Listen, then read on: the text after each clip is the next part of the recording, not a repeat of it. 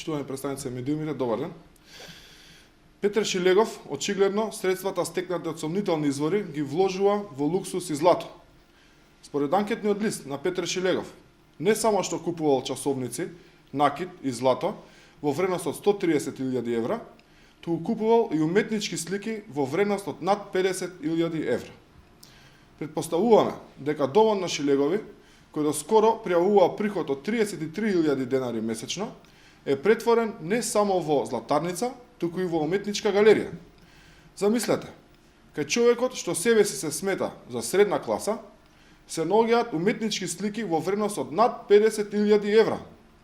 Господине Шилегов, дали овие слики, стекнати со купопродажен договор, сте ги купиле со пари од кирија од имот кој не постои?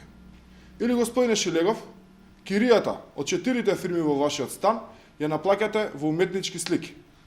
Ова е веќе загрижувачки. Каде да погледнете во анкетниот лист на Петар Шилегов, гледате од сомнителен до посомнителен приход и имот.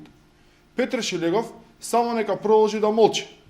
На јавноста и е веќе јасно за каков човек станува збор. Петар Шилегов е човек кој добива пари од сомнителни извори во висина од 700 евра месечно за имот кој не постои. Петар Шилегов е човек кој не пријавува дали и колку кирија зема за 4 фирми во неговиот стан. Петар Шилегов е човек кој со минимални приходи купил злато и часовници од 130.000 евра и уметнички слики во вредност од 50.000 евра. Која од која работа е посомнителна?